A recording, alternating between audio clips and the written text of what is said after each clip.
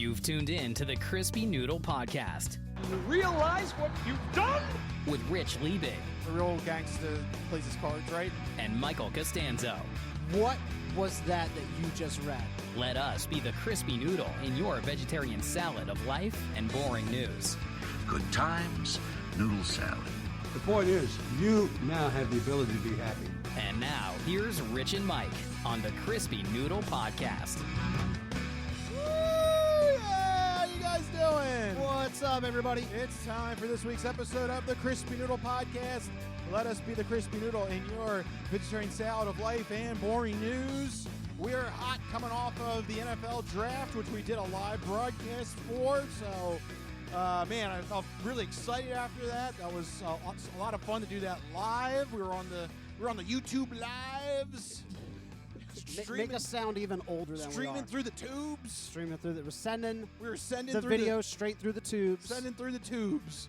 So it feels was good. A lot of fun. It feels good to be back on a normal recording episode here of the Crispy Noodle Podcast, but we do have a lot of sports to get to, as well as entertainment and odd news, all in this week's episode, the meal for your mind that is the Crispy Noodle Podcast. But before we get into all of the topics, Mikey, my friend, how are you doing? How is Costanzo Country since we last did a regular episode? I mean, you know, because we kind of jumped right into the draft during that live broadcast. Yeah, so. we didn't really do too much during the live broadcast other than draft stuff. Right, because it went by fast. It did. I mean, they kept it moving very briskly.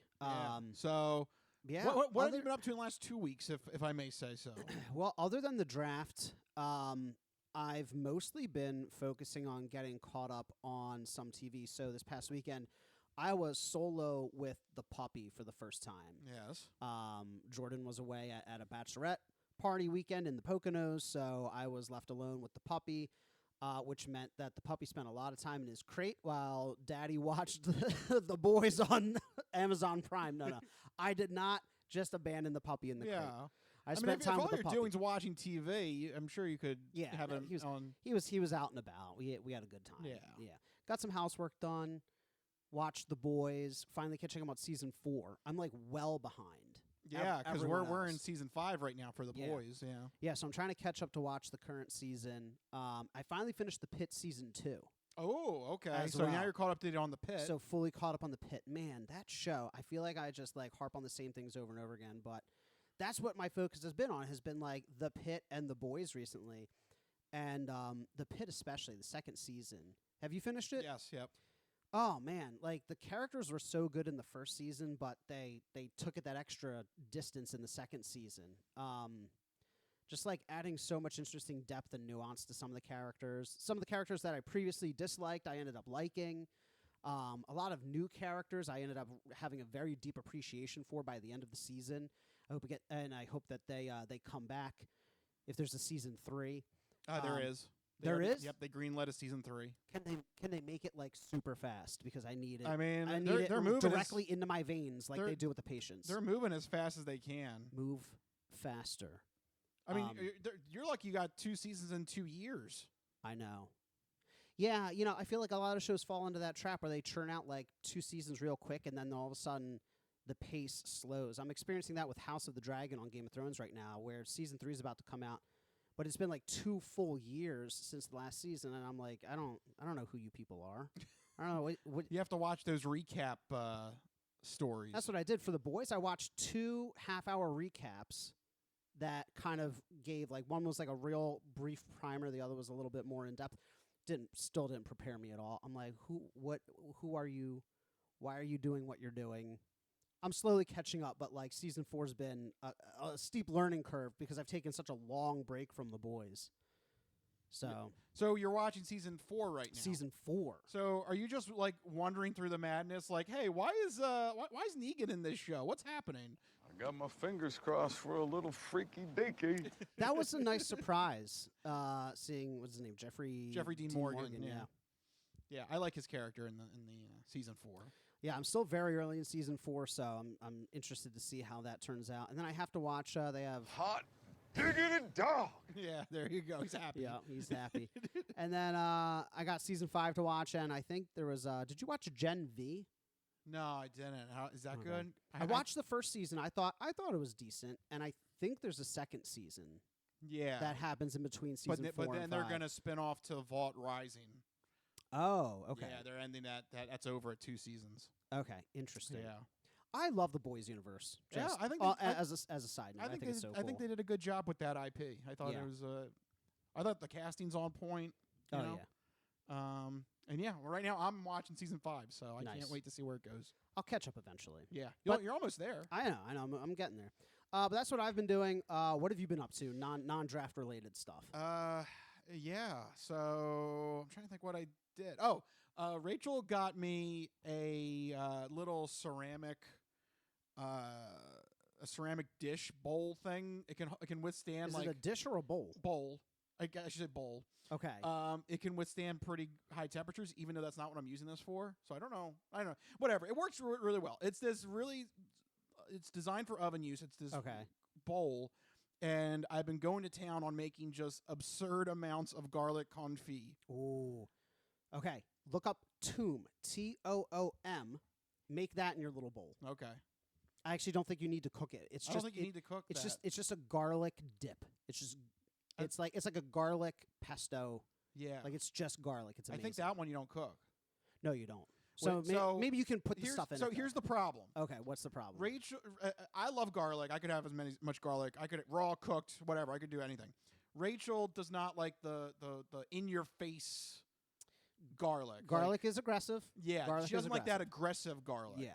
Which is why this I think is the best of both worlds because Well, you're like roasting the I'm garlic, roasting garlic confit almost every afternoon. You're just like a Michelin, just churning like a them out. Michelin star kitchen in there. You're No, confit garlic. Just only that though. Just that's the only that's menu the only item. thing. I'm just shooting that out of my oven. People come to Cafe Rich and they're like, "What do you have? Garlic." That's it. Garlic confit. That's it. That's it. The menu's just a single line on a single piece of Right. paper. Do Garlic. you like garlic? Yes or no? Get yes, out of here. yes or no. Yeah. But it That works, sounds delicious, but, though. But yeah, the thing with garlic confit is like it gets rid of that harshness. Yeah, it mellows it out. Yeah. Because garlic, when you roast it like that, when you confit it, it takes on like almost like a sweeter Yes. taste. Yeah, it's really good. It's perfect. This is the middle ground I finally have been like trying to get. Like I still want that garlic flavor. I still want to know I'm eating garlic. You know? Right. But I don't want it to be bashing you on the head. But see, right now, this opens the floodgates. This is the gateway drug of garlic because now you can turn that into garlic bread, Yes. garlic soup. Yep. You can use that if you decide to make that Toom dip. You can use it in that. Like it just, the floodgates will open, and Rachel will just be like, "Give me more garlic." That's another thing too with the garlic confit. It becomes like spreadable, so you can just open up a pack of crackers and just there you go. Boom. go to town. So real talk. How much garlic are you buying a week? Oh my god! I literally You come back from the grocery store just an entire bag of just garlic. We went to produce because if you're confeeding it every day. We went to Produce Junction and we bought I bought like a whole tub of like the already peeled garlic. My man. So That's what like I'm I talking think I'm about. down to like the last rung of it. That's what I'm talking about. I mean, Jordan just came home with that, like the pre-peeled garlic, like a big container of it. If you're going to be using garlic seriously, why not? I think it pays. Yeah, and it's so good. Like I know tonight she's making that Toom dip. There you go. So I know I'm going to get home late, and you know what I'm doing? Oh, yeah, you know. Yeah. Cracker. I don't care what time. Crackers and dip, baby. This is the kind of thing that just tickles my balls. That's just me on the couch watching the boys eating my dip. Yeah, you know what I'm doing tonight. This is the kind of thing that just tickles my balls. Look, I got a cup of coffee. I'll be up. Yeah, you're I'll be up. Yeah, what is it with you? Yeah, this is when's the last time you had coffee during the podcast? Like never. Yeah. I usually have Who are you? I like my coffee. I don't know.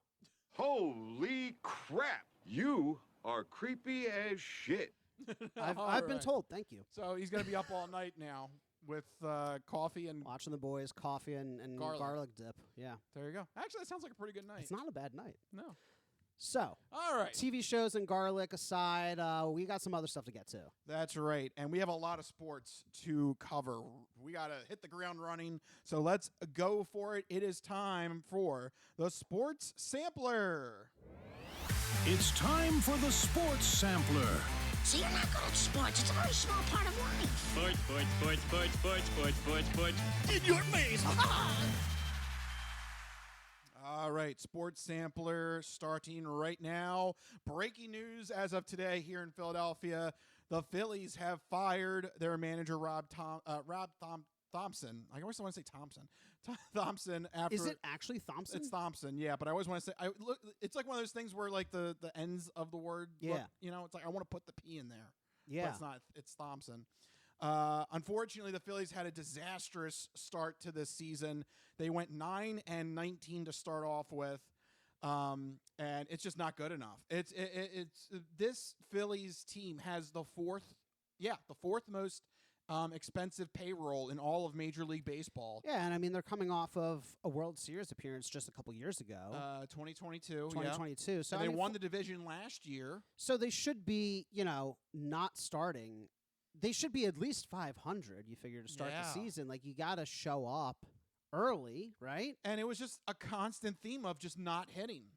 Like, they were losing games 2-0, 3-1, 2-0. Like, it gets annoying that it's the lineup. This is a tale as old as time with the Philadelphia Phillies. It's always, like, pitching or hitting, never pitching and hitting. Yeah. Nope. Yeah. We got the pitching. But hitting is just always off. Give it 2 years' time. The bats will come back and the pitching will suck again. Yeah. Don't worry. Don't worry. But They'll reverse. Yeah, we'll reverse. But never the twain shall meet. No, not in Philadelphia. So unfortunately for Rob Thomson, he got promoted to the manager in 2022 because that was the same year we had Joe Girardi and he got fired around the same time. I think the Phillies are kind of hoping that they made the World Series that year. Yeah, I think they're hoping the same thing's going to happen here, firing Rob Thomson, and then bam, like hopefully that will cause them to wake the F up. Well, you might be right because the proof is in the pudding. What just happened with that first game without him? Yep, they won in convincing fashion 7-0 in their first game without him, and instead Don Mattingly is the interim manager, a legendary hitter when he was playing for the Yankees. There you go. So he can bring the bats out. Can he just be like just unrestrained now and just like show off like, hey, this is my team now. This is how we're gonna hit. Yeah. So this is a conversation we had during dinner. I briefly want to circle back to it. What is it that Don Mattingly will bring to the Phillies that Rob Thomson couldn't as a manager? Because I'm a little in the dark. It's easier for me to wrap my head around like football coaching, like X's and O's, calling a play, like Spider 2, Y banana. But in baseball, it's not really that. There's another element to it. So what is it that Don Mattingly that you think that he can bring that Rob Thomson wasn't? I mean, hopefully. Well, first off, look, it is one of those things where even though he got fired, probably not all the blame 100% is on him. Matter of fact, probably 60% of the blame should be on this lineup. Probably. They were just swinging for the fences constantly. And it's like, no.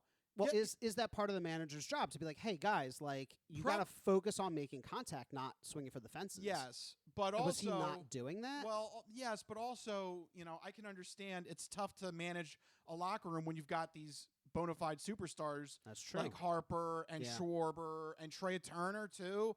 Like, these are guys that are, They want to swing for the fences. Well, not just that, but they're also considered, like, top 1, 2, maybe 3 in all of Major League Baseball at their respective positions. Yeah. So it's tough to manage personalities like that. Yeah. And talent like that. But at the same time, when you're starting off 9-19, nobody has a leg to stand on. Yeah, you have to be able to call them to task. Yeah. Right? So I'm hoping Don Mattingly can come in. This will be the fire that lights up underneath everybody's asses. Get to work. Let's start reversing this and start winning games and, Yeah. The good part is if you are going to lose a whole bunch of games, it is better to lose it at the beginning of the season because you do want to get hot in August and September. That's true. That's true. So there is maybe a little bit of strategy here that something like 2022 can work out. You have the pieces. These guys are talented. You're paying them $240-some million collectively. Well, clearly as well, the pitching is working. Yeah, so the now, pitching's so good. now if they can get all these big name hitters to actually hit, things should course correct. Yeah. Right? And They have both sides of the field. They just got to make them work together. yeah.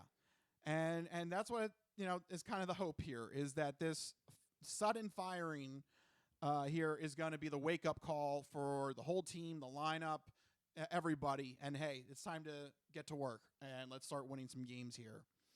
Thomson says that he's going to take some time off.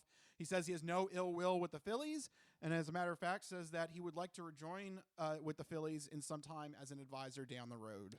It could be that that's just the role that he's better at. Maybe he's not cut out to be a manager per se. Maybe he's better in an advisory role or some kind of like executive role, So we'll see. Yeah, we'll see. But that was definitely some heavy news here in the Philadelphia area that we're getting a new manager here for the rest of this 2026 season. And hey, maybe it's time. Maybe it's time to repeat 2022. Fire one. Hey, history repeats itself, right? It's been 4 years. Why not? Let's see if it works. Let's try it again. So that was the that was the sports talk for most of today.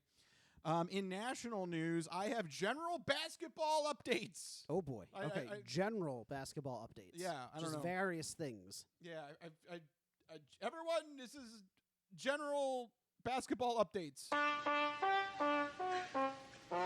You sound so thrilled. Yeah.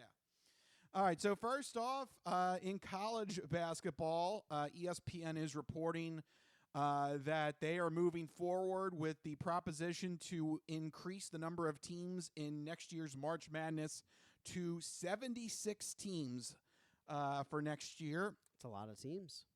Yep, it is.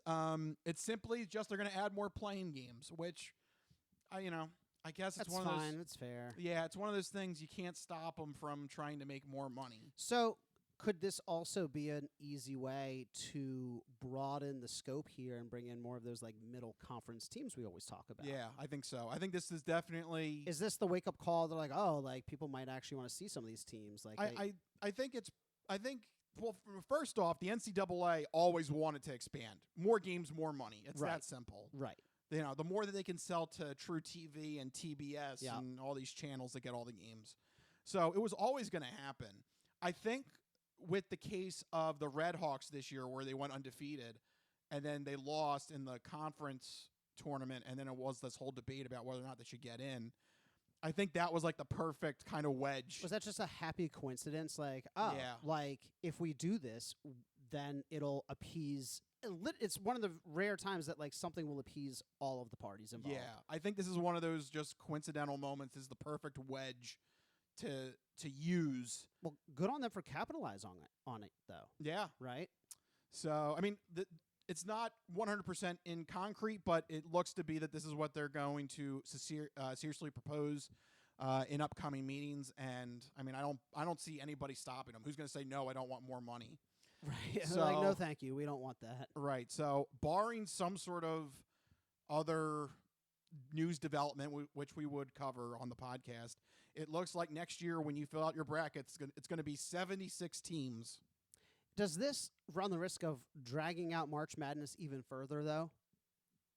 Yeah, possibly. I mean, we're going to get the championship in May next year? I don't know. I don't know how. That is going to be an interesting question. How are they going to fit? You got to rebrand. March Madness and April Awesomeness. Yeah, well, it doesn't have the same ring, but you got to do what you got to do. They'll figure out the terminology. Well, they will have to brainstorm it. Yeah, so we'll see how exactly that develops as we get closer to those meetings and when it comes into a vote. But it looks to be that is going to be the case now in 2027. That this is going to be 76 teams next year. Hey, if it means more middle conference teams, then I'm all for it. I like the idea that they're broadening the scope there. Yeah. But it's not the only basketball update you have. No. It is time to go to the NBA, and we have another update on the NBA draft lottery anti-tanking conundrum. And unfortunately, this one is officially backed by Adam Silver, which means this is going to be the serious proposition. Folks, Mikey, everyone sit down. Let's review what is going to be called the 3-2-1 lottery system. It's about to get all stupid up in here. What is this? A race here? 3, 2, 1, go? No. All right. So here we go, folks. Strap in. Here we go. This is what Adam Silver and his team of brainiacs came up with to try and fix tanking in the NBA. Let me guess. Reverse win order. No. Oh. Here we go. So first off, we're going to expand to 16 teams, 16 of the bottom teams. That's more than half the league. Yep. You can't say expanding to. That's most of them. Yep. They are going to be eligible for this. Okay. All right. So here we go. Why not make it all 30 then? Yeah, right. Why stop at 16? All right, go ahead. I have plenty to get mad at, I'm sure. Yes, you do. All right, so here's what we're going to do. We are going to list them in reverse season record order. Okay. All right? That's a fair start, I guess. But everybody's going to get something different. What do you mean everybody's going to get something different? So this is called the 3-2-1 lottery system. I'm going to tell you who gets 3 ping pong balls, who gets 2 ping pong balls, and who gets 1 ping pong ball. Oh, good for you. No, God! No, God, please, no! No! No! No! Woo! We can't get rid of these damn ping pong balls. They love their balls. This is the kind of thing that just tickles my balls. They're doing something. Yeah, they just love these ping pong balls. We can't get rid of them.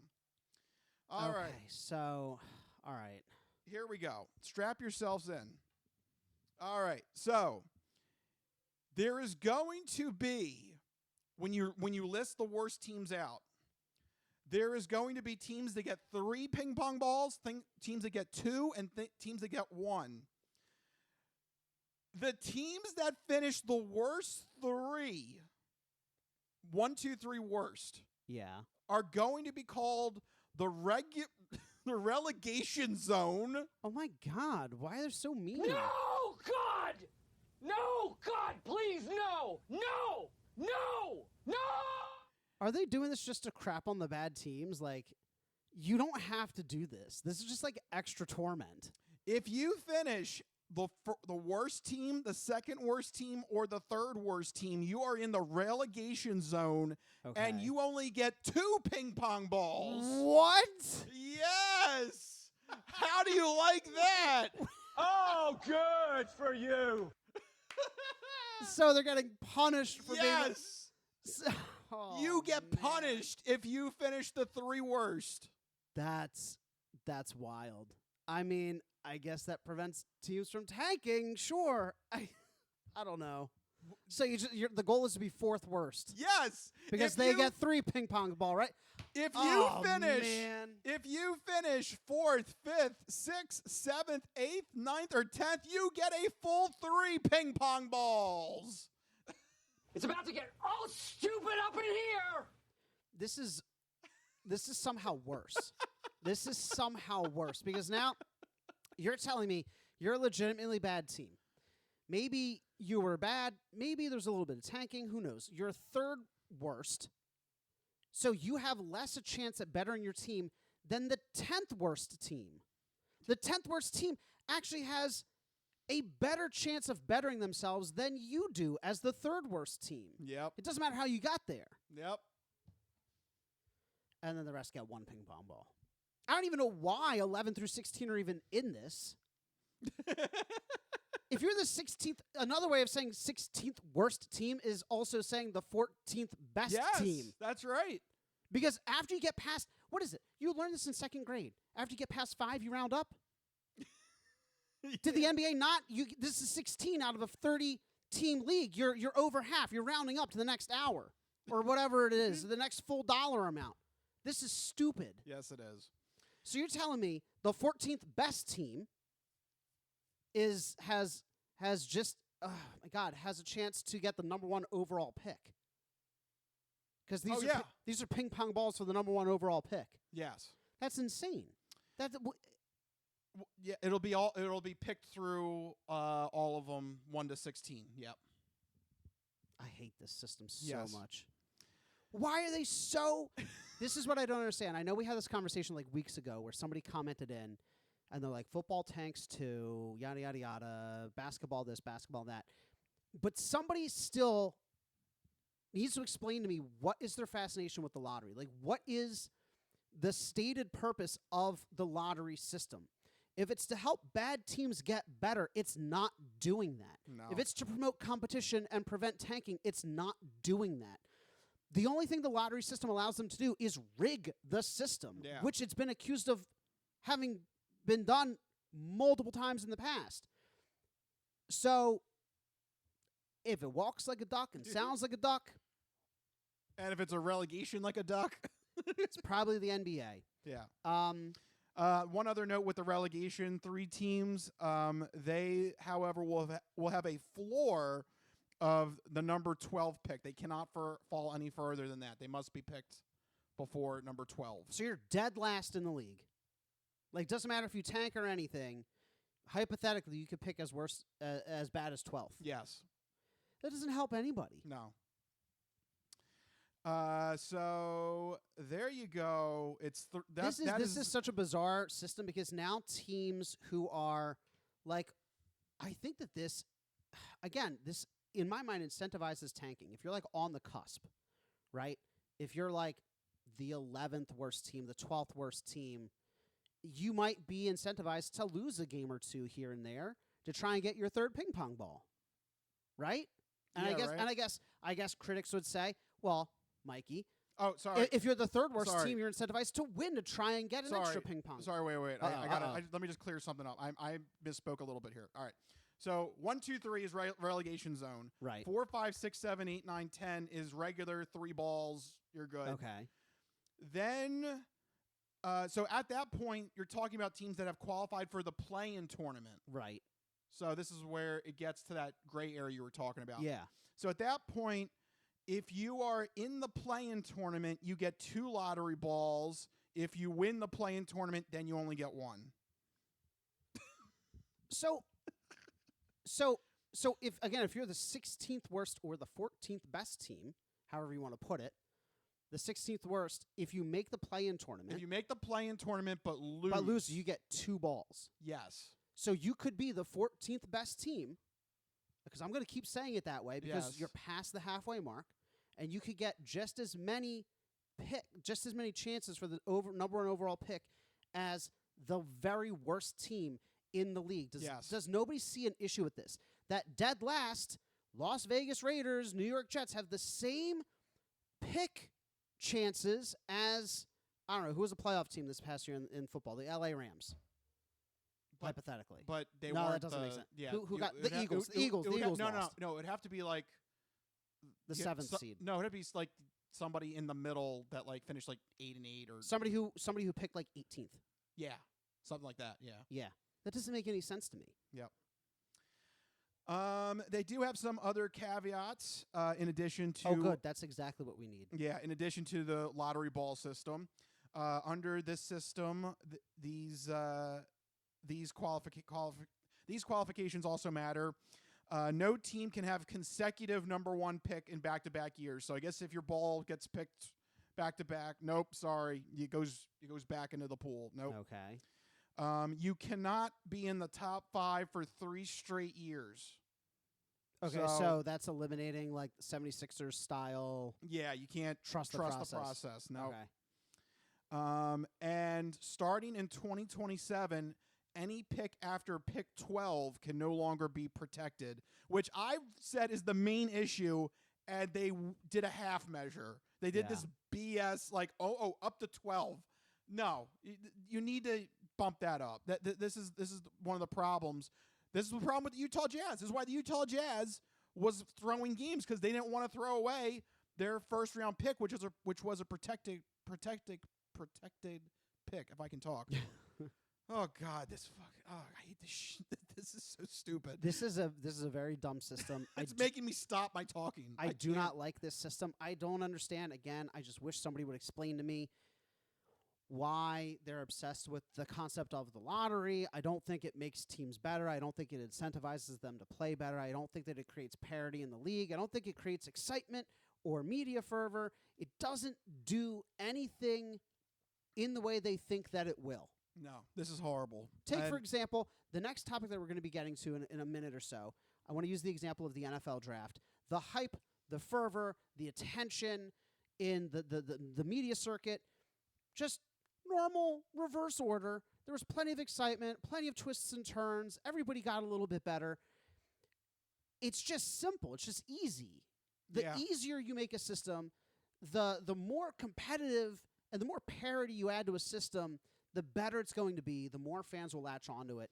The fact that there have been multiple conversations about how to let the worst teams pick new, better players is absolutely astounding to me and incredibly idiotic.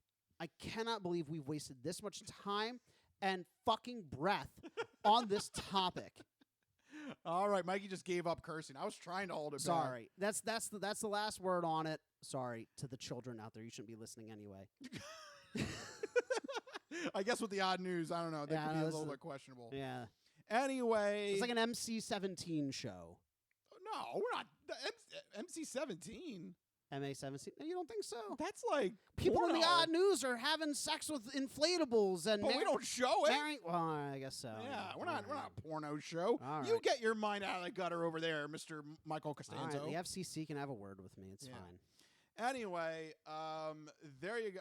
Like, this is what the NBA lottery draft talk is freaking making us do. It's making us too break hot down. in this damn house. It doesn't make any damn sense. Why can't the NBA just go back? It's just simple. Just do the simple thing. Reverse season order. Just do it. Just do the simple thing. I don't think anybody out there is going to be like, oh no, the lottery. Yeah. There you go. The 3-2-1 lottery. And the worst part is this is the one that is backed by the commissioner, Adam Silver. So this is the one he's going to champion. So we'll probably see it in a year or two time. I mean, it could be as early as next year. So we'll see how it goes. Yeah. Oh, boy. Yeah, let's get to the draft that actually works. Yeah, let's do that. Here we go, the NFL draft. We did our live broadcast, our live stream of our reactions to it on Thursday, but now that we've had some time to just swallow the moment and enjoy everything that happened, as well as analyze a trade that happened with the Eagles as well. Now let's make our full reactions to this Eagles draft class. Yeah. Oh, man. The night was so exciting. Where do you want to start? Do we want to go over the Eagles draft class first and just take it from the top? I guess, yeah.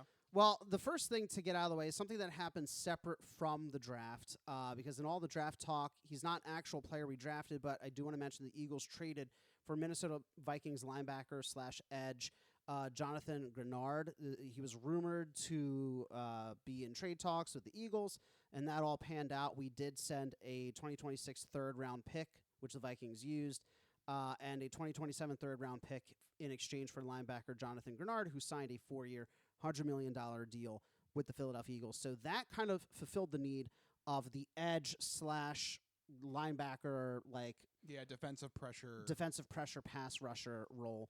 But when we get to the actual draft class here, the very first pick right off the board for us, a big surprise. The Eagles actually traded up a few spots with the division rival Dallas Cowboys to take wide receiver Makai Lemon at number 20 overall. He's out of USC. This was, during the broadcast, a shock. Yes. I was not expecting them to go wide receiver in the first round.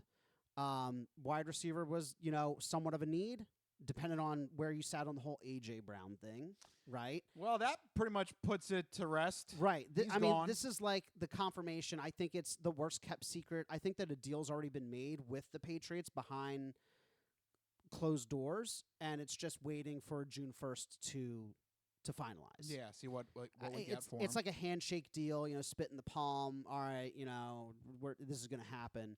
I think the deal's already been worked out, probably. Yeah. I don't think the Eagles go and trade up to get a wide receiver if it hasn't already been, discussed at length.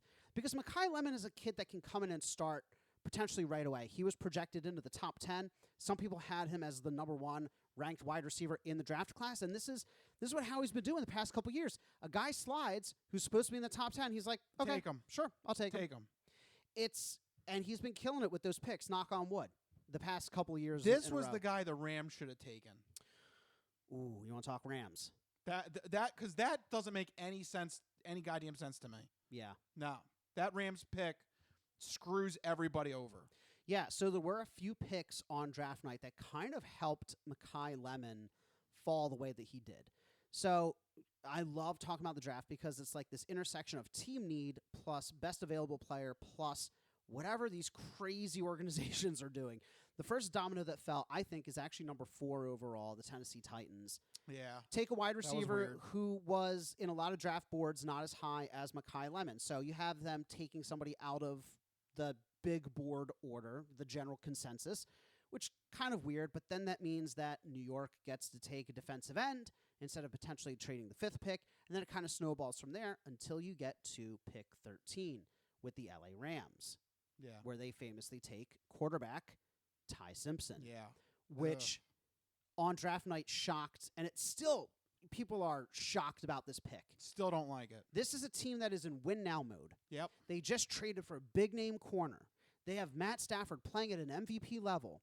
They already have tons of weapons, a very stout defense. They play in a difficult competitive division, and they prove themselves time and again. And they take the quarterback of the future at 13, where you have a lot of flexibility to get somebody that can make an impact immediately. Rich, is this the biggest flub of draft day? Yes. Out of this weekend, oh yeah. That was the worst move I saw. Because number one, that Ty Simpson was not going to go in the first. Ty Simpson was on nobody's radar in the first. To be clear, he was only projected. The highest I saw was like the low 30. The high 30s. I mean, like 38, 39, like well out of the first round. Maybe another team would have considered drafting him in the first round. Maybe. So Matt Stafford. So first off, if you're dead set on Ty Simpson, you could have traded back and you could have got some significant draft capital. Easily. Number 2, you have pissed off Matt Stafford. I don't care. There's been this like weird thing like, oh, Matt Stafford knew about it. He's in sync with Sean McVay. He's all right. Ty Simpson said Matt Stafford's wife reached out to him. Sure, whatever. But I don't think that Matt Stafford reached out to him. Sure, whatever. It doesn't matter. No, I'm saying that's a key point. Like if Matt Stafford didn't reach out, doesn't matter. The point you drafted his successor. Yeah. This is literally Aaron Rodgers 2.0. Yep. You inadvertently have said you've created beef where there didn't need to be beef. Your time is coming to an end. Yeah.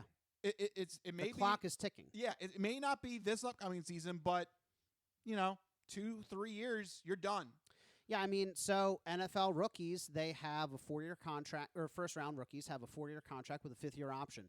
So typically by year 4, you want to try to sign them to an extension. So this puts Matt Stafford on a very specific deadline. Like, they're going to want this kid to step up in a year or 2 and start to get significant reps because they need to know whether they're going to sign him year 4. Yeah. So whether or not that always just pissed me off. They're like, oh, he knows what's happening. They're all in communication. No, he didn't. All this stuff. Even if he was, it doesn't matter. There's still going to be something that rubs. Imagine you go to work and you find out tomorrow. There's a younger kid sitting at your desk. Yeah, he's just going to learn from you, and we're paying him half of what you're getting paid. Don't worry about it. You'll be fine. We're keeping you in communication. He does the same exact work at the same exact role for half the price, and he's much younger. Yeah, and we spent a lot to get him here. Right. Oh, and by the way, capital that we could have used to help you currently because you were just a step away from the Super Bowl. Right. Like no, I cannot believe that this is a good move. No. To me, this is the biggest misfire of the whole weekend. It is. So I agree that it is a boneheaded move. It also highlights the paradoxical nature of the draft, where everyone's like, win now, but also build for the future. So the Rams are in a tricky position where it's like, damned if they do, damned if they don't, because if they draft somebody like a wide receiver or running back, everybody's going to say, oh, we already have wide receivers and running backs. Why didn't you get X, Y, and Z? They try to draft for the future. Oh, you draft for the future. We're in win now mode. So the Rams, I get it. They're in a tough position, but like you said, I don't get it. But like you said, trade back. First off, if that was trade back. if you're that If your heart is set on Ty Simpson, yeah, my issue isn't trade back. My issue isn't necessarily with the pick; it's the pick at where it happened. My pick, I'm still problem with the pick. Like, I mean, you were literally just a step away from the Super Bowl. They kept the Seattle Seahawks in check in that NFC Championship game. Yeah, you were like all you probably need is one more decent player. Yeah, if they get a top tier defensive or offensive player, that could be the last piece. Yeah. Yeah, especially since they just in the offseason traded for a top-tier defensive back. So, like, clearly they're in win-now mode. Get another one. Like, and you have a pick just outside the top 10. Like, that's a very valuable position right there. So I don't understand.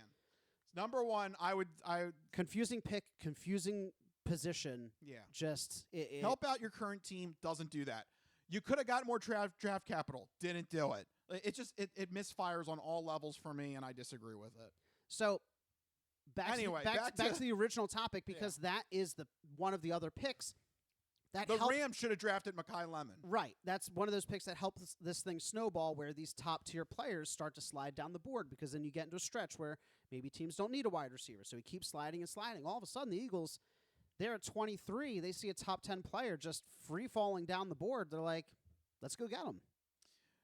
All right. Do you believe the extra layer of hype to this that I've heard with this trade up to 20? Which is that. Are you talking about the New England pick? No, that the guy for the Steelers now, the head coach, Mike McCarthy. Oh, Mike McCarthy. Oh, yeah. A lot of his people that he hired are still at Dallas. Oh. Dallas was at 20. Apparently, somebody had communications going back and forth between him and McCarthy. Oh. McCarthy accidentally let it slip that they were going to draft Lemon at 21. The Cowboys call the Eagles up and say, hey, Lemon's going at 21. What do you got for us? Interesting. That's what I heard. I heard that's what happened. I heard this wasn't Howie making the move. I heard it was Dallas making the move. That's juicy. I can see it happening. I mean, the NFL is a very and the Steelers are pissed off at Dallas. I bet they're not pissed off at us. They're like, oh, the Eagles made the smart move, but they're pissed off at Dallas that someone leaked the information. Yeah, I mean, well, it's not surprising that it leaked, given that the Steelers were actively calling him when they weren't on the clock yet, which... Yeah, that's a little weird. The clips are going around online. It is so brilliant. Like, Mekhi Lemon is actively on the phone with the Steelers GM, and he's like, oh, why is Philly calling me? Dude, do not call the player. I actually think it's against the draft rules to contact a player if you're not on the clock. Oh, I don't know. So I've heard some murmurs online that the Eagles could have, like, a tampering case against the Steelers. They could also have a tampering case with the New England Patriots, and because of the Vrabel Rossini we talked incident. about that. So, like, the Eagles, I mean, go get those extra picks, Howie. I'm just saying, don't leave those tampering cases uncontested. But yeah, I mean, bottom line, top 10 player falling to 20. Eagles snatch him up. This is clearly a replacement for A.J. Brown, right? Yeah. I mean, A.J. Brown's out of here. We just don't know the compensation. We just know it's probably going to be after June 1st. And I think this is also kind of a little bit of a message to Jalen Hurts. You need to start throwing over the middle. Yes. Because that's where Lemon shines. Yes. If you look at his route tree, if you look at his success rates, it's all over the middle, breaking routes, anticipation routes, which Jalen Hurts can throw. He's just not been asked or forced to do that frequently. But again, Sean Mannion comes from the Sean McVay West Coast offense style. It's going to require a lot of timing routes, a lot of anticipatory throws, a lot of throws over the middle, a lot of motion and under center, all things that Jalen Hurts has not done a lot of, but they're going to ask him to do. And I think you're right, taking Mekhi Lemon here, who is a tactician when it comes to route running, kind of like Devontae Smith. That is their strength, is like these really crisp routes. It's going to be perfect for sending them over the middle and these anticipatory throws if everybody can execute. Yep. Further to this point, the next pick, Eli Stowers at in the second round, pick 54 from Vanderbilt. He is also, again, leaning towards that concept of passing over the middle. This signals maybe the return of 12 personnel, where you have two tight ends on the field, Dallas Goedert and Stowers now. I think so. He's a great route runner. Good receiver. Doesn't really block well. That's why we still have Goddard. Hopefully he can be coached up to help in the run game. He's a converted quarterback, which means he understands the passing concepts. He understands the timing. So these 2 first picks, big, huge headlight signals like, hey, this is a distinct shift in offensive philosophy. Yep, get ready. As somebody who was frustrated with the previous system, this is very all exciting of Philadelphia. stuff. All of Philadelphia, not just me, everybody in Philadelphia. Just moving down the draft class, though, we have Markel Bell, offensive tackle, round 3, pick 68 out of Miami. Huge. This is the classic, quote-unquote, road paver. Huge guy. 6'9", 346 pounds. I love one of the top comments on Reddit was just like, so you don't want Jalen Hurts to keep throwing to the outside, to the outside, to the outside. Draft somebody who's so big that Hurts can't see to the outside. Yeah, he's got Mailata on one side and Markel Bell on the other. He can't phically see. He's got to go in the middle. You got to throw in the middle. It's like blinders on a racehorse, right? Yeah. You just can't see except for right in front of you. Yeah. No, I love this pick. If he pans out the way that Mekhi Becton did for us a few years ago as that road paver kind of build, I think he has the potential to do well for the Eagles. A little bit of an interesting pick here in the 5th round, Cole Payton, quarterback out of North Dakota State. This is the second North Dakota State quarterback that Howie Roseman has drafted recently, the first being Carson Wentz, of course. I mean, what do you think? Camp body, or is this a sign of a pending Tanner McKee trade? Oh, no, this guy's going to replace Jalen Hurts. Oh, so Tanner McKee is moving up to starter, and Cole Payton is going to back up Tanner McKee. Oh, get rid of Jalen Hurts. I always heard that. That's the WIP call. I always heard that from WIP. No, this is the camp body. Yeah, camp body. I mean, there are reports that Tanner McKee is a coveted trade target, but I don't think the Eagles are going to move him. Yeah, and also don't forget, we also have Andy Dalton on the roster. That's true. So it'll be interesting how these 4 quarterbacks shake Everybody out. forgot about that. Andy Dalton's on the team. He's like 49 years old. He's like... Still can throw. Yeah. Red Rocket. Yeah, I guess so. Next up, Micah Morris, guard, round 6, pick 207 from Georgia. Another Georgia pick for Howie. This is a good depth piece, another camp body, hopefully backing up kind of some injuries at guard there with Landon Dickerson. And we still know what we're doing with Tyler Steen, so bring in a little bit of competition. In round 7, we have Cole Wisniewski, safety out of Texas Tech. This is some really needed depth at the safety position. I would have hoped that they would have gone and found somebody in free agency or traded for somebody. I don't know who was out there or available. But any kind of depth at the safety position is helpful because we're so thin there, right? Yeah. Obviously you're not expecting much of a 7th round pick, especially with somebody of his body type. So from what I hear, he's built more like a linebacker, think more in the box, run stuffing play style, which doesn't really fill the need of safety that we have. But we'll see. We'll see how it shakes out. But the real interesting prospect for me is this next guy, Uar Bernard, defensive tackle, round 7, pick 251 from the International Player Pathway, player from Nigeria. He is a physical phenom, 6'4", 306 pounds, runs a 4.6 40. Yeah, I heard about this. This is ridiculous. Wild. That's not even human. That's like, I don't know what kind of mythical being he is. I don't think I could run. I don't think I could run 5 yards in 4.6 seconds. Like, that's insane. Do you think this is like following the Jordan Mailata storyline? I mean, this is clearly a Cinderella story. Why but not? It's 7th round pick. Have some fun. There is something to be said, though, about molding somebody who doesn't know much about football. Because you come in doing something since Pop Warner, you have a lot of tendencies and habits that are hard to break. Yeah, this guy doesn't know. This guy's like a clean slate. So if they can train him up like they did Jordan Mailata, ooh, man, that's dangerous.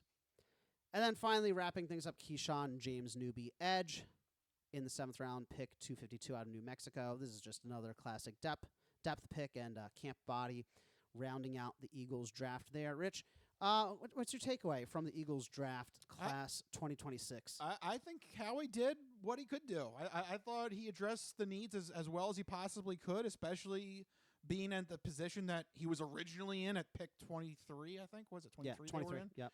So, I mean, there isn't a whole lot that you can do being all the way at the back end of the draft.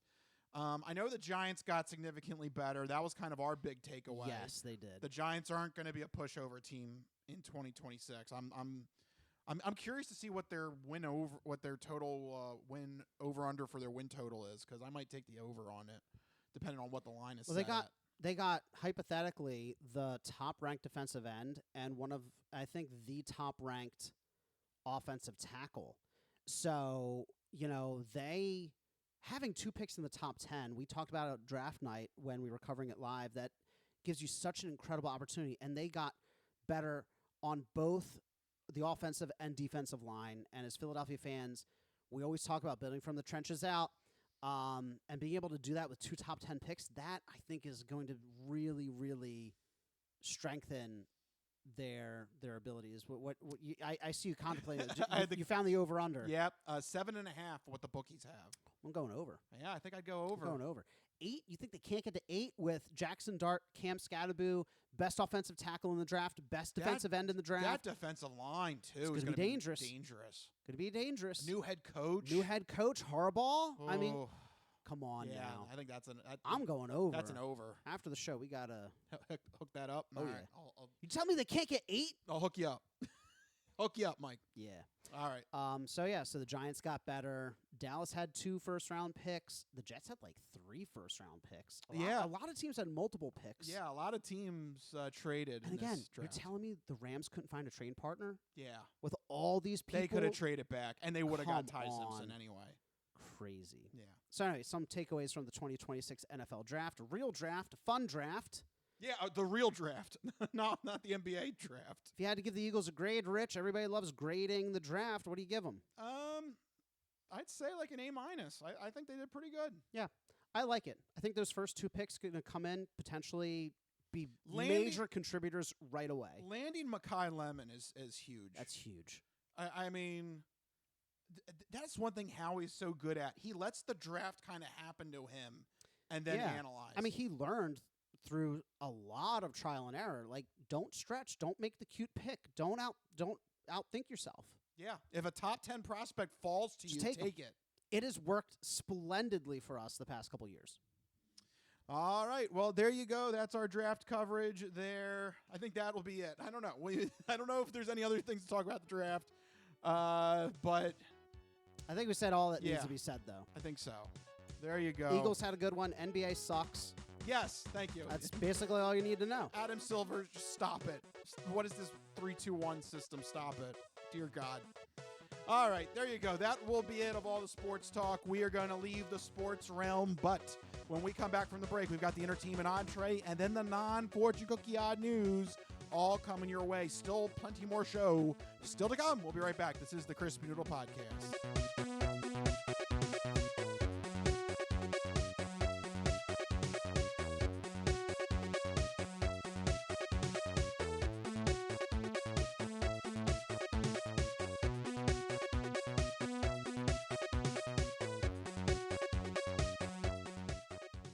Crispy Noodle Podcast. Did you hear this? A man accused of robbing 4 Alabama Subway sandwich shops allegedly confessed that he needed revenge as a disgruntled customer because he was mad that the famous Jared diet didn't work for him and he needed his money back.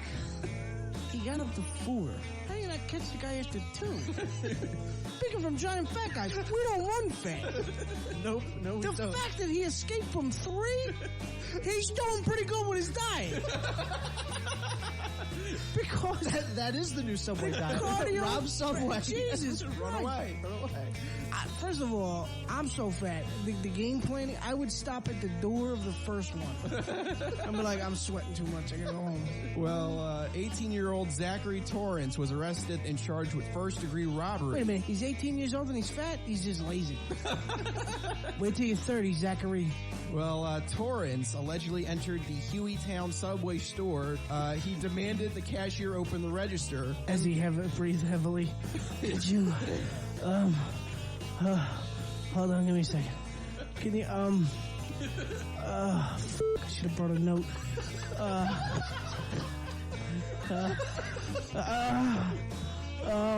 Yeah, you know what, I'm just gonna go, can I just get a water first? Water? Oh, thanks.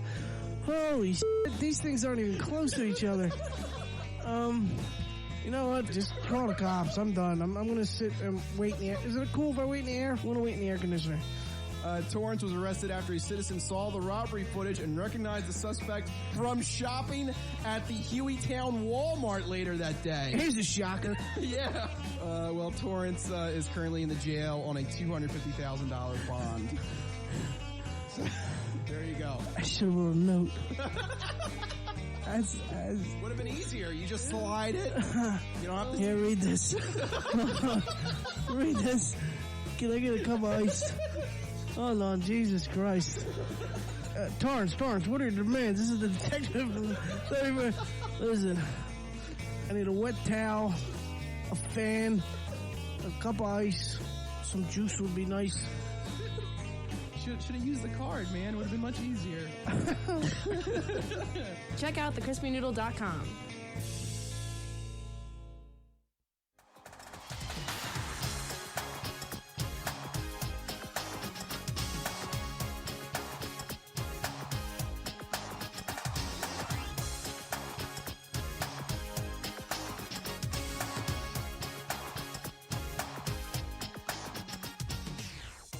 Oh, yeah, we're back here on the Crispy Noodle Podcast.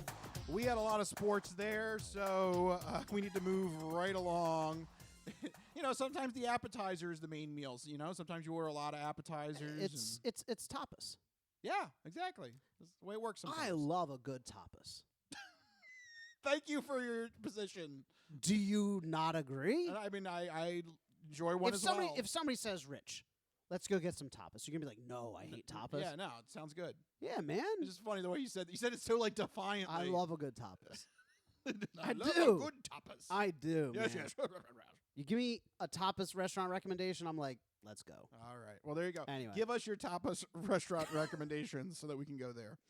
But until then, we need to go to our second part of the show, which is the entertainment entree.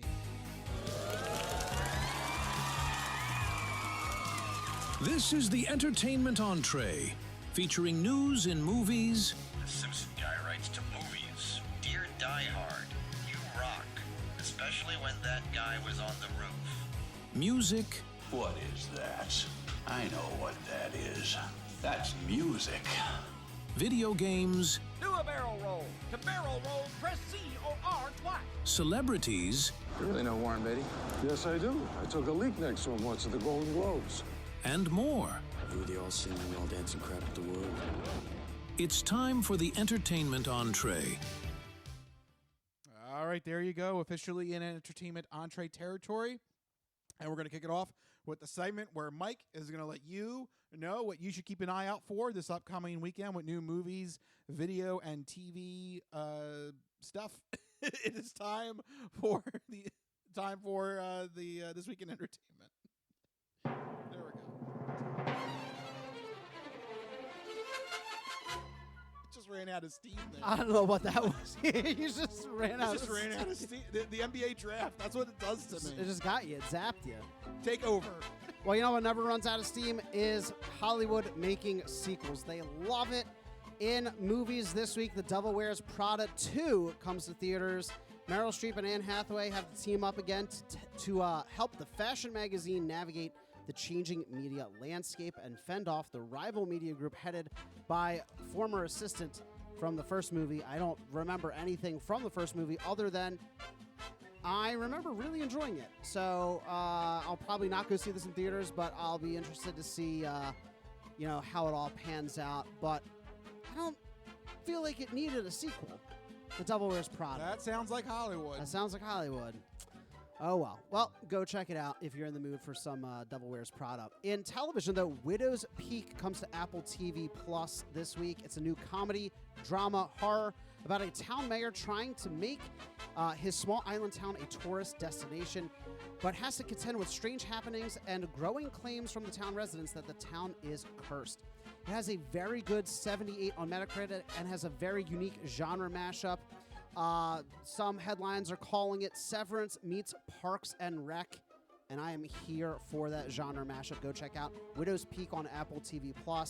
But if you're looking for something a little more dramatic, check out Lord of the Flies, debuting on Netflix. Boy, some cheery stuff over there. Yeah, woo! This 4-episode adaptation of the dystopian novel previously aired in the UK, where it received very strong reviews. The story is about a group of school kids stranded on an island who form their own set of rules and hierarchy that quickly takes a dark and violent turn. It's not going to be an easy watch, but it's going to be really good, so go check it out. Lord of the Flies on Netflix. And that's what we're looking forward to this week in entertainment. All right, Mikey, thank you for that segment. All right, I'm back. Here we go. Let's get into our main hamburger meat. That is the entertainment entree. And this was definitely one that I thought deserved to be the main course here.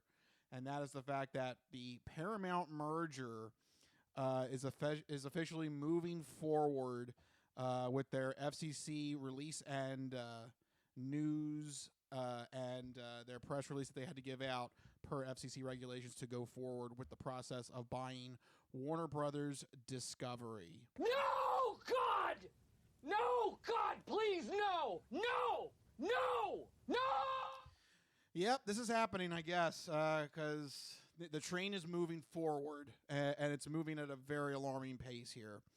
To review some of the report that Paramount gave to the FCC, they are going to merge with Warner Brothers Discovery for $110 billion. I declare bankruptcy! I mean, what is money? What is money anymore? I don't know. That's an insane figure. 9 figures. Yeah, that's a lot. But it's not just the amount. It's or is also it 12? Wait a minute. Do I have that wrong? Wait, no, that's 12. Yeah, no, oh that's my 12. God, 9 is. Oh my That's God, 12. That's my 12 mind figures. is fried right now. This is what the NBA draft did to me. Because It's 9 stupid. figures is only 100 million. Yeah, so so no, this this is 100 is 12 billion. figures. This is 12 figures. Dear Lord, what is money? What is life? What is happening? I'm questioning my existence. I don't know. But you know what? The only reason they got to that figure, though, we have to talk about this next bullet point, where the money is coming from. Oh, yeah. Here you go. Because this is the headline, right? Yep. Per the FCC regulations, Paramount had to make this point to everyone that 49.5%, just under the majority, 49.5% of their newly joined massive corporation will be owned by, quote, non-U.S. investors. That sounds so ominous. That sounds so ominous. Like, you know you're an evil corporation when you have to throw out phrases like that. Yes, non-U.S. investors. And don't worry. Because when you read between the lines, you're like, well, where are they coming from then? And don't worry, they're not a majority. They're 49.5%. Oh, okay. The evidence has been falsified. Well, thank God for that. Yeah. That 0.6%. It's Yeah. really doing a lot of heavy lifting there. Yeah. Of course, Paramount also reiterates in the report that non-U.S. investors have no voting control and are passive backers. Yay? Yeah. Thank you. But you know what? Thank you for trying to soothe us. There's more. See, this is the thing that just shows the desired naivete that these corporations hope that people have towards these types of things. Because it's like, okay, the passive backers, because they don't have a voting interest. Sure. But money talks more than votes. Yep. And when you have that much money coming from non-U.S. investors, they're like, hey, we don't like that little stand-up bit you did over there on Stephen Colbert, right? Well, luckily he's going to be out before this happens. Well, so. but that's a real-world example. How about that's a real-world example of how the money is already forcing hands. How about wouldn't the Daily Show fall underneath that? Because that's Viacom, and isn't that under that's Paramount? Yep. Yeah. So there you go. I don't like what I don't like what Jon Stewart said Jon on Stewart's Daily Show. getting a little mouthy over there. Getting a little old. He's getting a little old, getting a little mouthy. A lot of gray hairs over there. Wouldn't it be a shame if a couple $1 billion got taken from the budget if, say, you didn't make some cuts? Like, you see how a non-voting interest if it has enough money backing it, is just as powerful, if not more powerful in this case, especially when 49.5% of it. Not a majority. Because that's they literally did that just so they could say it's not a majority. I want them to be honest and do 49.9%. No, that could teeter over. I could teeter over. That 0.5 is just the right amount of cushion. It's so comical. Yes. It's so comical. It's ridiculous. Yeah. But that's not the worst of it. Nope. In addition, as well, into the report, it also said that 38.5% of Paramount after this will be controlled by 3 Middle East funds, one from Abu Dhabi, one from Qatar, and the biggest, Saudi Arabia. Paramount, again, in a weirdly optimistic stance, says that this block of ownership will give the company greater access to capital. I mean, yes, I guess. They're stating the obvious in such positive terms, even though it's like almost as dystopian as Lord of the Flies. Yes. Whoever weird. holds the conch holds the power. And in this case, the conch is a bag of $1 billion. 38.5%. 38.5% of $110 billion. This is so upsetting. This is not even 2/5. That's Numbers Man comes out. That's Numbers Man. Don't worry. Don't worry. Not even 2/5. You're good. Not even 2/5. You're good. Just carry on. Consume, consume, consume. Yes. 2/5, not 2/5. Yeah, I don't know. I think that if people are concerned about, if they're concerned about their entertainment and their freedom to watch what they want to watch and their freedom for their entertainment to be able to do the things that they want it to do, that this should be something concerning to them. Because there's clearly other interests at play here that we see it playing out. Stephen Colbert is going to lose his show. You could point out the Daily Show. That could be another target. Maybe the Middle East is like, I can't imagine John Oliver is going to stay around. That's right, because HBO is owned by Warner Brothers Warner Discovery. Bros. Yeah, they're going to get swallowed into this. Maybe some of HBO's more seditious shows or salacious shows, maybe it's not quite up to par for. That could be the one hope. Maybe we could get enough incels that love their sexy shows. I gotta have my Game of Thrones boobs. What are you doing? Yeah, maybe if we get enough of them to get actually pissed off, maybe that could be enough. Because obviously the news front isn't working. Well, sci-fi and fantasy fandoms historically have some of the worst human beings as part of their fan group. So if they piss off like a Game of Thrones, Euphoria, yeah. People love their Sydney Sweeney. Don't mess with her do. boobs. Don't mess with Sydney Sweeney's boobs. That's true. That's true. Maybe that could be the line in the sand. Dear Lord, we can only hope that the incels can save us. This is where we're at in 2026. Dear Lord, we have to hope that the incels start an uprising. Yeah, that's the only thing. Terrifying. Because obviously not the news. No. People don't care. No, they're fine with that. Well, this is the other thing. I mean, I don't care. I don't know if anybody cares, but because it's Paramount, Viacom, you're talking about CBS, you're talking about news agencies, you're talking about CNN. Somebody's got a thumb on the scales now. That gets slashed. No big deal. I mean, if you want to be technical, there's 2 thumbs on both sides of the scale. But anyway, whatever. That gets slashed. That's fine. But if you slash my funding to Sydney Sweeney's boobs, don't slash the boobs. How dare you? That's the only mistake I could see Saudi Arabia making. Maybe that could happen. Could happen. But other than that, this is looking to be a deal that is going to be approved. They have one more FCC meeting to review the final purchase procedures. And then the merger is expected to be completed by September. If the deal doesn't finish by September 30th, Warner Brother Discovery shareholders will be paid, quote, a ticking fee as compensation for the delay by Paramount. So even if it does get delayed, it's still looking like it is going to happen. A delay is not enough to stop it. It needs to. Something would have to be a significant roadblock at this point. Yeah. Yeah, I mean, it seems like this is it. There's no stopping it. So the only thing you can do is, decide where you want to spend your streaming time and money. Paramount is one of the worst companies that you could support with your money after this investment. Mind you, this is also, these are two companies that, from an artistic and creative standpoint, are doing such horrible things with their back catalogs for their creators. Like HBO owner WB has a nasty history of just deleting things from their digital library. Westworld, just pretending like shows and movies never happened, never existed as a tax write-off.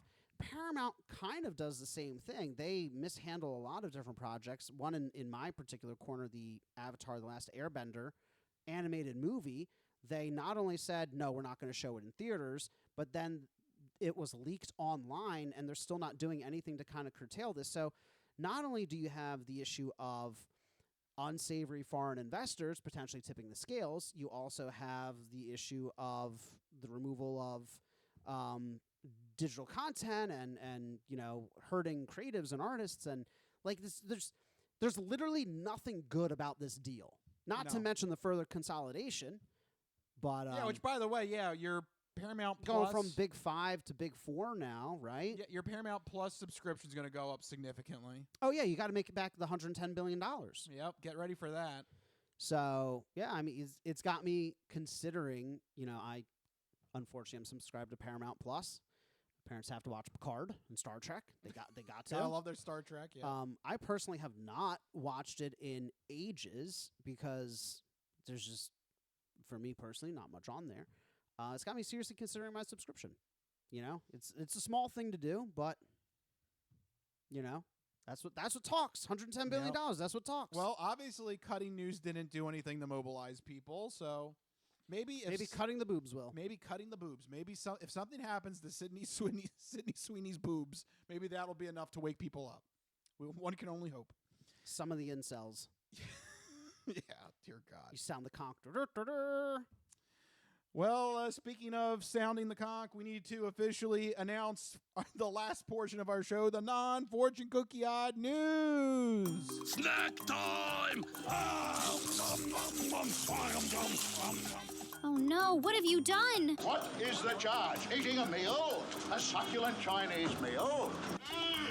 Oh, Howard, excuse me, but your wife's cookies are out of this world. Who told you you can eat my cookies? You've opened up the non-fortune cookie odd news. Holy shnikes. Mandada Basata. I don't make this stuff up. No, go past this part. In fact, never play this again. I'll take a pound of nuts. That's a lot of nuts! That'll be $4, baby! You want fries with that? And you, sir, are you waiting to receive my limp penis? Oh, it's Hoagie Fest. Let me pull over this asteroid. What?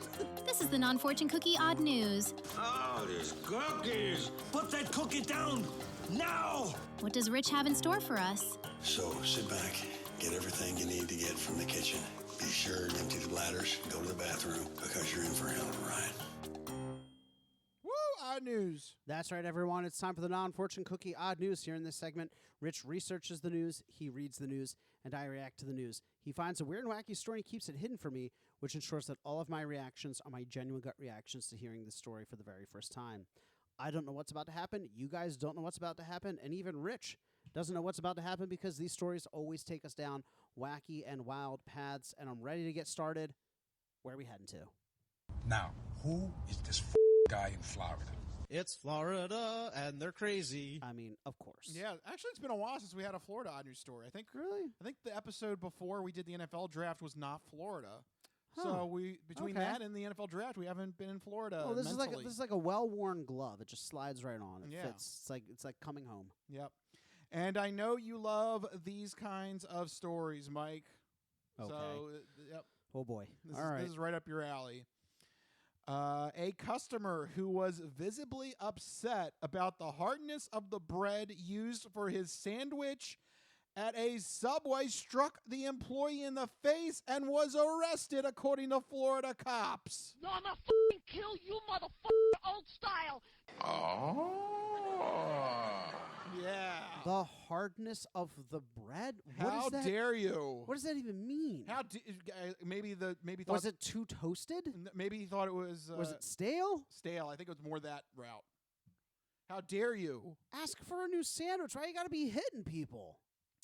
Investigators say that 43-year-old Roy McIntosh. How's that for a name? That sounds like a made-up name. Should be working at Apple. Should be working at Apple. That's right. Yeah, what the hell's he doing in Florida? Could have been the new CEO. Yeah. Investigators say that 43-year-old Roy McIntosh arrived Tuesday morning at the subway in Wildwood, Florida, and confronted the employee. Oh, no!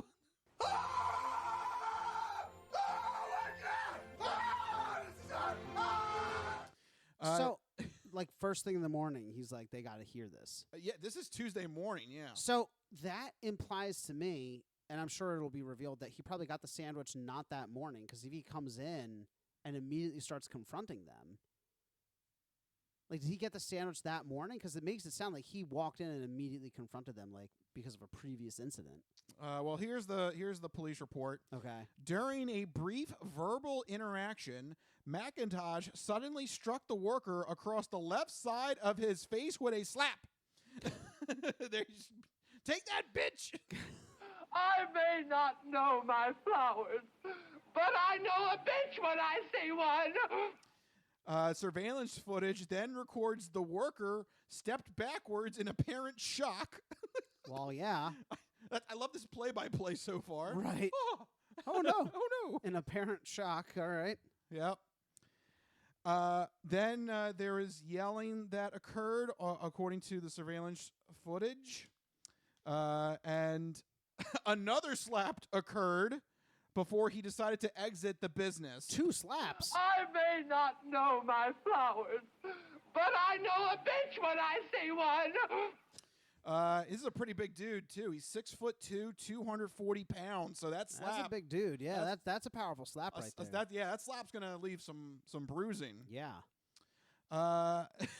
McIntosh, I guess he must have thought he was in the right, because he calmly walked back to his house. Like, that'll show him. Anyway, got to head back home and get ready for work. Let me go about my day again. See what I mean? I feel like this is from like a previous incident, because he came in first thing in the morning. He's like, I got to go hit somebody, and then just turns around and goes back home. Yep. So here's the backstory behind it. All right. According to the police report, after they tracked down McIntosh, who lived 3 miles from the Subway store. He walked 3 miles just to hit a man? Yeah, sure. And then walked 3 miles. He walked 6 total miles just to slap somebody? How hard was the sandwich bread? Yes, according to McIntosh, he said that he went to that Subway store with that specific employee and got a sandwich last week. Last week? And last week! And the bread was old and stale. I'm gonna fucking kill you, motherfucker, old style. How dare you? Time out. 1 week ago. Time out. I really need to know, did he eat the sandwich at that time, or did he save it a week? Who save what? Did he save the sandwich I don't for a week and then eat it and the bread was hard? Or is he or is he talking about how he ate a sandwich a week ago? He went about his life for a full week, and randomly on a Tuesday he's like, wait a second. It's that guy. It's that guy. Yes. So McIntosh claims that last week he ordered a sandwich, and when he got back home, he found that the bread that the sandwich was on was too old and too stale, and he even claims that he thought it was done on purpose. What do you mean? I guess you could say you had yourself a manwich. Yeah. Ooh. What do you mean done on purpose? Like the guy working Subway, he's like, this guy right here. I don't like him. I'm going to make his bread stale. And he made the bread stale? How does one even do that in the time it takes to build a Subway sandwich? I don't know. Do you just leave it in the oven long or something? But then it's toasted. No, wait. He said too stale. Too stale. So he must. So if unless he's just dumb. If his report and he's mistaking toasted for stale. If what he says is true, that means this employee keeps like a special stale loaf just for him for the customers that he doesn't like. Right. Like screw you, you're getting the stale. He's got like the bundle of like fresh loaves, and then in a side drawer. Yeah, you're getting one of the crappy ones. The stale loaves for the mean customers. But I'm still this man. He thinks lived his life for a full week. Yes. A full week. And then he was angry. And then one morning he woke up because remember he walked. He woke up and he walked 3 miles to slap this individual twice, turned around and walked 3 miles back for something he thought of from a week ago. Yes. Done. I'm done. He woke up and he's like, you know what? This thing that happened a full week ago, I got to make a 6-mile round trip walk to slap a person. I'm going to see if he's there. I'm going to see if what if he wasn't working? Yeah, what if he wasn't there? He just walks in. They go, hello, sir. How can I help you? You can't. Nah, you can't help me. But maybe you will tomorrow be spared. You will be spared. You will be spared today. Be spared from the slapping. Also, according to the cops, McIntosh also said the reason why he slapped him twice was because... I'm so glad we're getting some rationale behind the second slap. Yep, because when he slapped him first, McIntosh claimed that the employee laughed at first. Because he's shocked. He's like, what is happening? Yeah. This man just slapped me for a sandwich from a week ago. Yeah. That makes no sense. If you have a problem with the sandwich, if you go right back and be like, hey, my sandwich sucks, they'll probably just give you a new one. It's a freaking Subway. It's not a Michelin star restaurant. Yeah. But no, how dare you laugh at my first slap? Don't make me assume my ultimate form! Crazy. So you get a second slap. Oh, I just can't believe. He went on with his life for a full week. Yep. He went about his day. He went to work. He watched TV in the evening. He probably watched the draft. He had multiple meals each day, probably having bread at those meals. It never came into his mind. Wait a second, bread. Oh, I remember stale bread. Oh, I remember Subway. And then one morning, Tuesday, must have been a bad dream. It was Tuesday morning. He woke up. He's like, wait a second. I had a bad sandwich from Subway. He gets fully dressed, walks 3 miles, Rich. Yes. 3 miles. There must be justice. How dare you? What did he do the rest of his day? What was his plan? Go into work? I don't know, just that he went back home. And he must have just stayed at home because the police went back to his house and that's how they arrested him. He just goes back home and sits down, job well done. It just sits there. Justice has been served this day. Puts on his little Batman cowl. Bread justice has been served. Bread justice. This idiot probably got his sandwich toasted and didn't understand the difference between toasted and stale. I don't know. I would hope that he would know the difference. And he specifically claims it was it was too old and too stale. Look, you're going to a Subway, my friend, in Florida. Yeah. Of course it's not going to be a good sandwich. So, yeah, he was arrested after he told his side of the story. McIntosh was booked into the county jail for a charge of battery, and he was released after posting a $1,000 bond. He will have to address the charge later on in the month. So, there you go. 1 full week.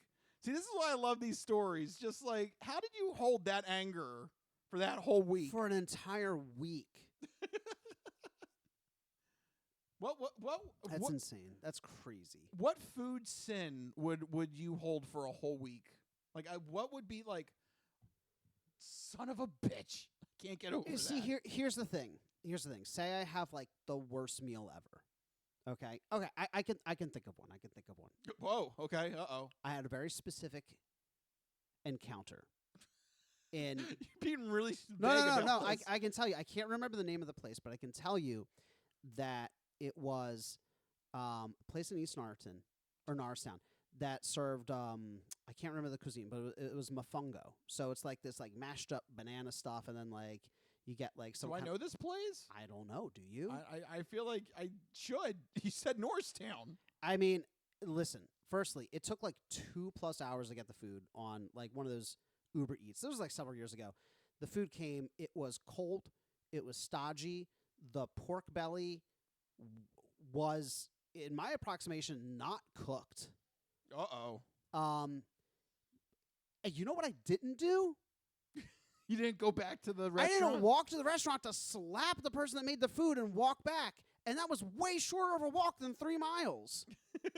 So to answer your question simply, literally nothing, because that was the worst meal of my life, cold, stodgy, raw pork. And I was like, you know what? I'm just going to order pizza. Because that is what a normal person does. That is what a normal person does. Who goes to bed every night for 7 days straight? They go to work. They have breakfast, lunch, and dinner. They go to bed. They watch TV. They hang out with the kids. They go meet a friend for drinks at the bar. 1 week later, it's like, you know what? That sandwich! That damn sandwich! What about you, Rich? What about you? I mean, Is there any food sin that you would randomly pop back into your mind after a week and make you want to walk 3 miles to slap somebody? I don't know, because in order for me to get that angry, I feel like something has to have been... Like the food has to send you to the broken. hospital. Yeah, yeah. Like, it's it gotta needs be to like, send you to the hospital. It would have to be something egregiously wrong. Like, yeah, like... I'm literally seafood. a garbage. I'm literally a garbage disposal. I will eat pretty much anything. Yeah, like seafood poisoning. I don't know. That's like the only thing I could think of off the top of my head. One time I went to From the Boot in Bluebell. Or no, I forget which location it was. Got violently ill the next day. You know what I still love? From the Boot. Yeah. Don't care. Because here's the thing. Shit happens. Yeah. You know what I mean? Like, I just go to a different location. It's fine. It's all good. The one here in Ambler is perfectly fine. But, like, I don't understand these people, like, even with the most viscerally awful reactions, never have I felt compelled to go back to a restaurant and slap the person that made the food. Also, keep in mind, he also says that he claims the guy did it on purpose, too. Yeah, that's crazy. That's another thing, too, with the story. I guarantee that person making the sandwich does not care. He does not care that much about you to give you stale bread. Here, the police should have went back behind the counter and like, tested all the rolls and squeezed yeah, all wait a of minute. them. Is there any sort of special stale bread area? Something like that? Is there a special drawer? I found the stale bread drawer. This is it. It was discriminating right there. So, there you go. I don't know. That is a true story from Florida. Also, Florida doesn't, in my experience, do a lot of sandwiches.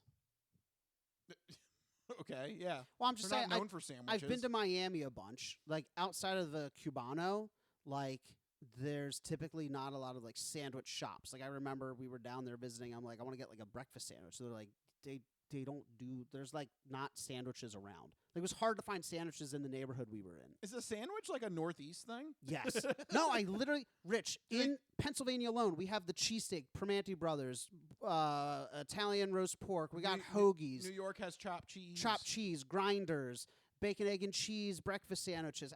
I very much think, because even when I'm out in Chicago, I'm like, can I get a freaking breakfast sandwich? They're like, no, there's like Paris baguette. I'm like, that's fantastic. That's great. But can I just get like a bagel with like food on it? No. I don't know. No, it doesn't maybe exist. Yeah. I'm telling you, in Miami, it was really hard to find a breakfast sandwich. I found it, and we went to that restaurant 3 times in a row because it's the only place that had breakfast that wasn't like kale Super Bowls. I'm like, I don't want a kale Super Bowl. I want like. Where do you think the line is? Like, because I went down to the Carolinas. The Carolinas still got biscuits. Right, you got Biscuitville. It's a different type of sandwich, though. But it's still a sandwich. It's still a sandwich. Because, like, Subway falls in that, like, hoagie, cheesesteak, grinder, like stuffed sandwich. Yeah. It's where the Italian immigrants stopped. It's where the New York... If it's on a hoagie roll... The New York Philly... Yep, the Northeast. Old ladies go, yeah. Yeah. It's where that line stops. Yep. That's what I'm thinking. Okay, that's interesting. It's good theory. We should have a new map of the United States just based on food items. Based on food items, yeah. I want to know where the sandwich line is. Because because after you get past Pennsylvania, you start getting into, like, southern sandwiches. You have, like, crab cakes. You have biscuits. Like, it's a different type of sandwich than, like, a Subway sandwich. So you go all the way down to Miami, you're expecting a hoagie-style sandwich to be good.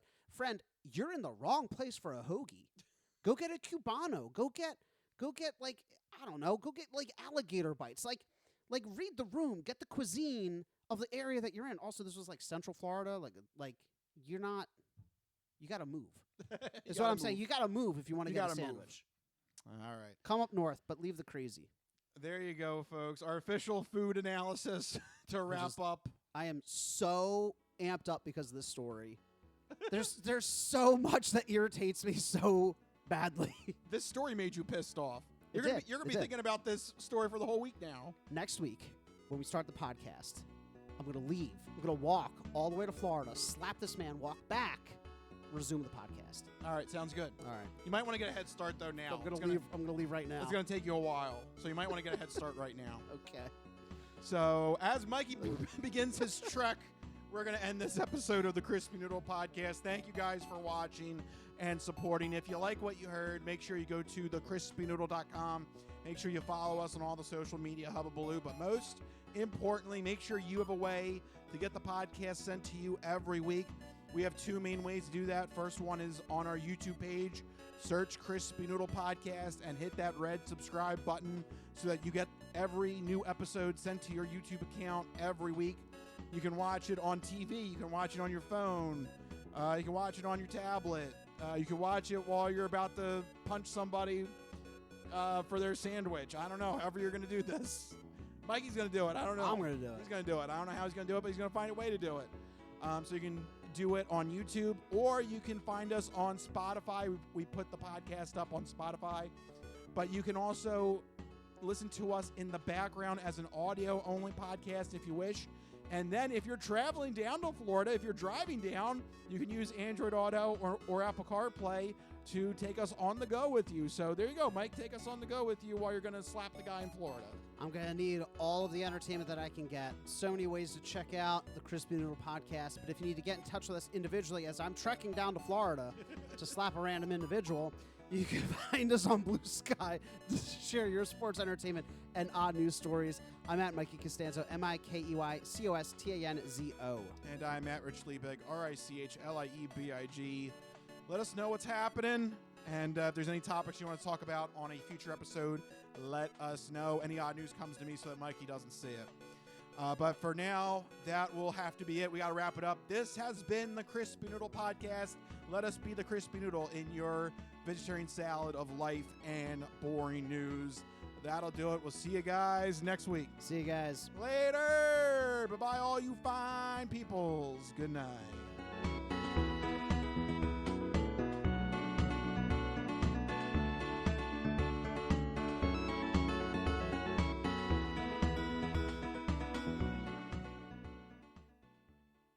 Some of us have great stories, pretty stories that take place at lakes with boats and friends and noodle salad.